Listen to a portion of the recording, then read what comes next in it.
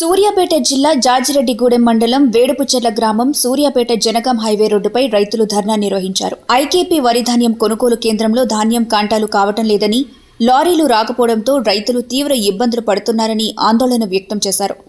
రైతు 6 నెలలు చేసిన శ్రమ వర్షాల కారణంగా ధాన్యం తడిసి మొలకెత్తే పరిస్థితులు ఉన్నాయని ఆందోళనతో రైతులు రోడ్డెక్కి ధర్నాకు దిగారు. ఈ ధర్నా కారణంగా హైవేపై భారీగా ట్రాఫిక్ నిలిచిపోవడంతో పోలీసులు రంగంలోకి దిగి రైతులకు సర్ది చెప్పే ప్రయత్నం చేసి ట్రాఫిక్ ను క్లియర్ చేశారు.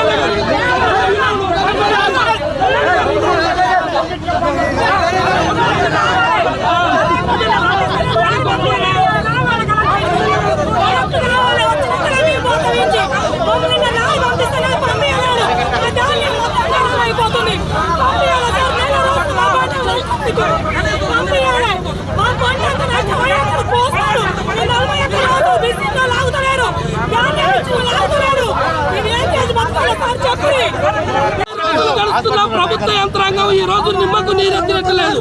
ఒక పక్క వడగాల్పులు అకాల వర్షాల వల్ల రైతులు అఘోరిస్తున్న స్థానిక శాసనసభ్యులు కానీ ఎన్నికల ముందు వచ్చినటువంటి వాగ్దానాలు రైతులు కనీసం మేము ఏ వాగ్దానంగా అమలు చేయబట్టలే.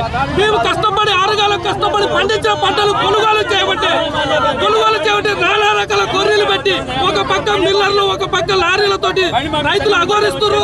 రైతులు ఈ పరిస్థితి ఇదే పరిస్థితి కొనసాగితే ఆత్మహత్య శరణ్యం అయ్యే విధంగా ఈ ప్రభుత్వ విధానాలను తక్షణమే రైతులు పండించిన పంటలు గిట్టుబాటు ధర కొనుగోలు చేయాలని సిపిఎం పార్టీగా డిమాండ్ చేస్తున్నారు.